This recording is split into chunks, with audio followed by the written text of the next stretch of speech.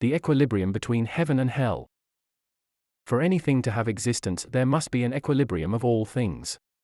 Without equilibrium is no action and reaction, for equilibrium is between two forces, one acting and the other reacting, and the state of rest resulting from like action and reaction is called equilibrium. In the natural world there is an equilibrium in all things and in each thing. It exists in a general way even in the atmosphere, wherein the lower parts react and resist in proportion as the higher parts act and press down. Again, in the natural world there is an equilibrium between heat and cold, between light and shade, and between dryness and moisture, the middle condition being the equilibrium.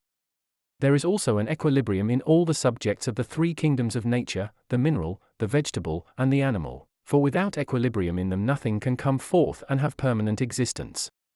Everywhere there is a sort of effort acting on the one side and reacting on the other. All existence or all effect is produced in equilibrium, that is, by one force acting and another suffering itself to be acted upon, or when one force by acting flows in, the other receives and harmoniously submits. In the natural world that which acts and reacts is called force, and also endeavor, or effort, but in the spiritual world that which acts and reacts is called life and will. Life in that world is living force, and will is living effort, and the equilibrium itself is called freedom. Thus spiritual equilibrium or freedom has its outcome and permanence in the balance between good acting on the one side, and evil reacting on the other side, or between evil acting on the one side and good reacting on the other side. With the good the equilibrium is between good acting and evil reacting, but with the evil the equilibrium is between evil acting and good reacting. Spiritual equilibrium is between good and evil, because the whole life of man has reference to good and to evil, and the will is the receptacle. There is also an equilibrium between truth and falsity, but this depends on the equilibrium between good and evil. The equilibrium between truth and falsity is like that between light and shade, in that light and shade affect the objects of the vegetable kingdom only so far as heat and cold are in them. That light and shade themselves have no effect, but only the heat that acts through them, is evident from the fact that light and shade are the same in winter time and in spring time. This comparison of truth and falsity with light and shade is from correspondence, for truth corresponds to light, falsity to shade, and heat to the good of love. In fact, spiritual light is truth, spiritual shade is falsity, and spiritual heat is good of love. There is a perpetual equilibrium between heaven and hell. From hell there continually breathes forth and ascends an endeavor to do evil, and from heaven there continually breathes forth and descends an endeavor to do good. In this equilibrium is the world of spirits, which world is intermediate between heaven and hell. The world of spirits is in this equilibrium because every man after death enters first the world of spirits, and is kept there in a state like that which he was in while in the world, and this would be impossible if there were not a perfect equilibrium there, for by means of this the character of everyone is explored, since they then remain in the same freedom as they had in the world. Spiritual equilibrium is freedom in man and spirit. What each one's freedom is, the angels recognize by a communication of affections and thoughts therefrom, and it becomes visible to the sight of angelic spirits by the ways in which the spirits go. Good spirits there travel in the ways that go towards heaven, but evil spirits in the ways that go towards hell. Ways actually appear in that world, and that is the reason why ways in the word signify the truths that lead to good, or in the opposite sense the falsities that lead to evil, and for the same reason going, walking, and journeying in the word signify progressions of life. Such ways I have often been permitted to see, also spirits going and walking in them freely, in accord with their affections and thoughts. Evil continually breathes forth and ascends out of hell, and good continually breathes forth and descends out of heaven, because everyone is encompassed by a spiritual sphere, and that sphere flows forth and pours out from the life of the affections and the thoughts therefrom. And as such a sphere flows forth from every individual, it flows forth also from every heavenly society and from every infernal society, consequently from all together, that is, from the entire heaven and from the entire hell. Good flows forth from heaven because all there are in good, and evil flows forth from hell because all there are in evil. The good that is from heaven is all from the Lord, for the angels in the heavens are all withheld from what is their own, and are kept in what is the Lord's own, which is good itself. But the spirits in the hells are all in what is their own, and everyone's own is nothing but evil, and because it is nothing but evil it is hell. Evidently then, the equilibrium in which angels are kept in the heavens and spirits in the hells is not like the equilibrium in the world of spirits. The equilibrium of angels in the heavens exists in the degree in which they have been willing to be in good, or in the degree in which they have lived in good in the world, and thus also in the degree in which they have held evil in aversion. But the equilibrium of spirits in hell exists in the degree in which they have been willing to be in evil, or have lived in evil in the world, and thus in heart and spirit have been opposed to good. Unless the Lord ruled both the heavens and the hells, there would be no equilibrium. And if there were no equilibrium, there would be no heaven or hell, for all things and each thing in the universe, that is, both in the natural world and in the spiritual world, endure by means of equilibrium. Every rational man can see that this is true. If there were a preponderance on one part and no resistance on the other, would not both perish? So would it be in the spiritual world if good did not react against evil and continually restrain its uprising. And unless this were done by the divine itself, both heaven and hell would perish, and with them the whole human race. It is said, unless the divine itself did this, because the self of everyone, whether angel, spirit, or man, is nothing but evil. Consequently, neither angels nor spirits are able in the least to resist the evils continually exhaling from the hells, since from self they all tend towards hell. It is evident then, that unless the Lord alone ruled both the heavens and the hells, no one could ever be saved. Moreover, all the hells act as one, for evils in the hells are connected as goods are in the heavens, and the divine alone, which goes forth solely from the Lord, is able to resist all the hells, which are innumerable, and which act together against heaven and against all who are in heaven. The equilibrium between the heavens and the hells is diminished or increased in accordance with the number of those who enter heaven and who enter hell, and this amounts to several thousands daily. The Lord alone, and no angel, can know and perceive this, and regulate and equalize it with precision, for the divine that goes forth from the Lord is omnipresent, and sees everywhere whether there is any wavering, while an angel sees only what is near himself, and has no perception in himself of what is taking place even in his own society. How all things are so arranged, in the heavens and in the hells, that each and all of those who are there may be in their equilibrium, can in some measure be seen from what has been said and shown above respecting the heavens and the hells, namely, that all the societies of heaven are distinctly arranged in accordance with goods and their kinds and varieties, and all the societies of hell in accordance with evils, and their kinds and varieties. And that beneath each society of heaven, there is a society of hell corresponding to it from opposition, and from this opposing correspondence equilibrium results, and in consequence of this the Lord unceasingly provides that no infernal society beneath a heavenly society shall gain any preponderance, and as soon as it begins to do so it is restrained by various means, and is reduced to an exact measure of equilibrium. These means are many, only a few of which I will mention.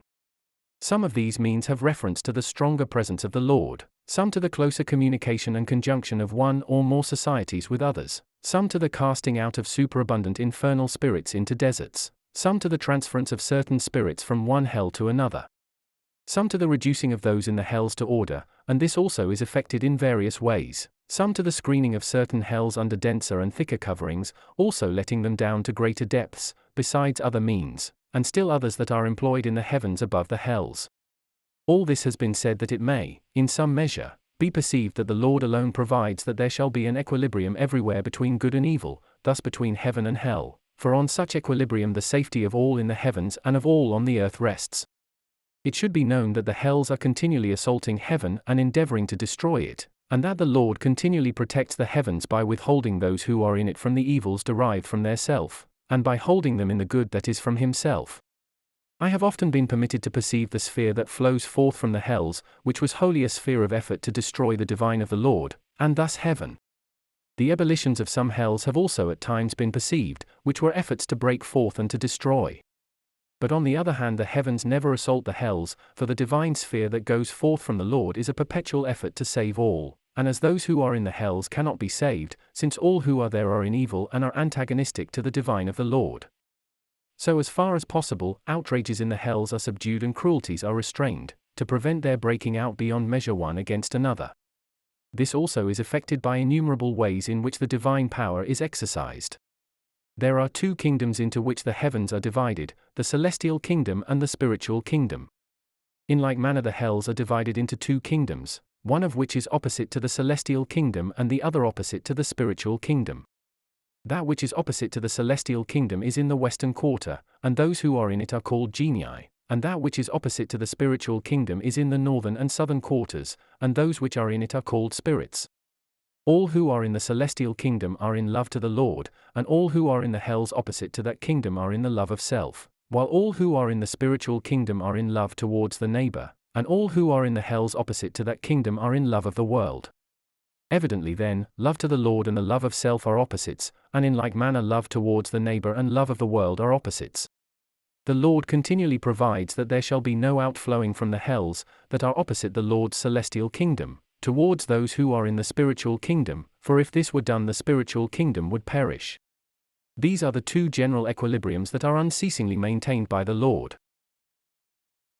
By means of the equilibrium between heaven and hell, man is in freedom. The equilibrium between heaven and hell has now been described, and it has been shown that it is an equilibrium between the good that is from heaven and the evil that is from hell, thus that it is a spiritual equilibrium, which in its essence is freedom. A spiritual equilibrium in its essence is freedom because it is an equilibrium between good and evil, and between truth and falsity, and these are spiritual. Therefore to be able to will either what is good or what is evil, and to think either what is true or what is false, and to choose one in preference to the other, is the freedom which is here treated of. This freedom is given to every man by the Lord, and is never taken away. In fact, by virtue of its origin it is not man's but the Lord's, since it is from the Lord. Nevertheless, it is given to man with his life as if it were his, and this is done that man may have the ability to be reformed and saved, for without freedom there can be no reformation or salvation. With any rational intuition anyone can see that it is a part of man's freedom to be able to think wrongly or rightly, sincerely or insincerely, justly or unjustly, also that he is free to speak and act rightly, honestly, and justly, but not to speak and act wrongly, insincerely, and unjustly, because of the spiritual, moral, and civil laws whereby his external is held in restraint. Evidently then, it is man's spirit, which thinks and wills, that is in freedom, and not his external which speaks and acts, except in agreement with the above-mentioned laws. Man cannot be reformed unless he has freedom, for the reason that he is born into evils of every kind, and these must be removed in order that he may be saved, and they cannot be removed unless he sees them in himself and acknowledges them, and afterwards ceases to will them, and finally holds them in aversion. Not until then are they removed. And this cannot be done unless man is in good as well as in evil, since it is from good that he is able to see evils, while from evil he cannot see good. The spiritual goods that man is capable of thinking, he learns from childhood by reading the word and from preaching, and he learns moral and civil good from his life in the world. This is the first reason why man ought to be in freedom. Another reason is that nothing is appropriated to man except what is done from an affection of his love. Other things may gain entrance, but no farther than the thought, not reaching the will, and whatever does not gain entrance into the will of man does not become his, for thought derives what pertains to it from memory, while the will derives what pertains to it from the life itself. Only what is from the will, or what is the same, from the affection of love, can be called free, for whatever a man wills or loves that he does freely, consequently man's freedom and the affection of his love or of his will are one. It is for this reason that man has freedom, in order that he may be affected by truth and good or may love them, and that they may thus become as if they were his own. In a word, whatever does not enter into man's freedom has no permanence, because it does not belong to his love or will, and what does not belong to man's love or will, does not belong to his spirit, for the very being, of the spirit of man is love or will. It is said love or will, since a man wills what he loves. This then, is why man can be reformed only in freedom. In order that man may be in freedom, to the end that he may be reformed, he is conjoined in respect to his spirit both with heaven and with hell. For with every man there are spirits from hell and angels from heaven. It is by means of hell that man is in his own evil, while it is by means of angels from heaven that man is in good from the Lord. Thus is he in spiritual equilibrium, that is, in freedom. That angels from heaven, and spirits from hell, are joined to every man may be seen in the chapter on the conjunction of heaven with the human race. It must be understood that the conjunction of man with heaven and with hell is not a direct conjunction with them, but a mediate conjunction by means of spirits who are in the world of spirits. These spirits, and none from hell itself or from heaven itself, are with man.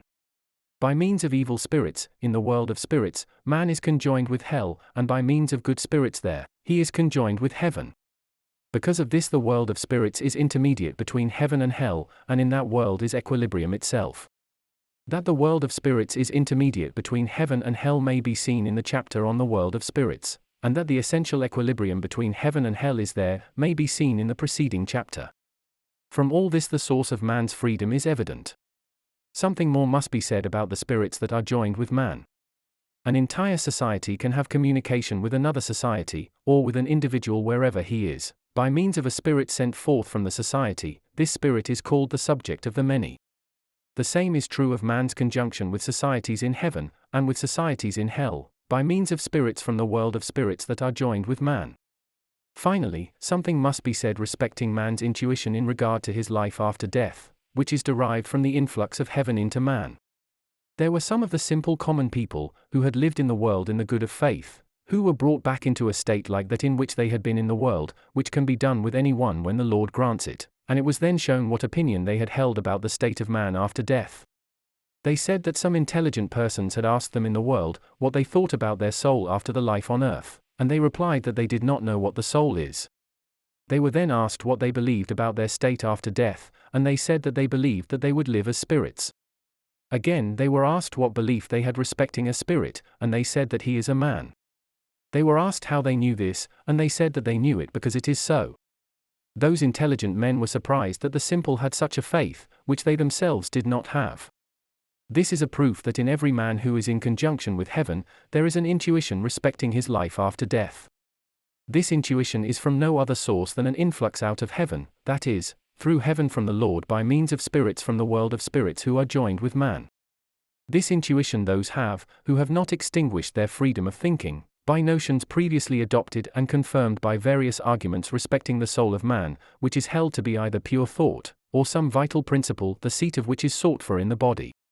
And yet the soul is nothing but the life of man, while the spirit is the man himself, and the earthly body which he carries about with him in the world, is merely an agent whereby the spirit, which is the man himself, is enabled to act fitly in the natural world.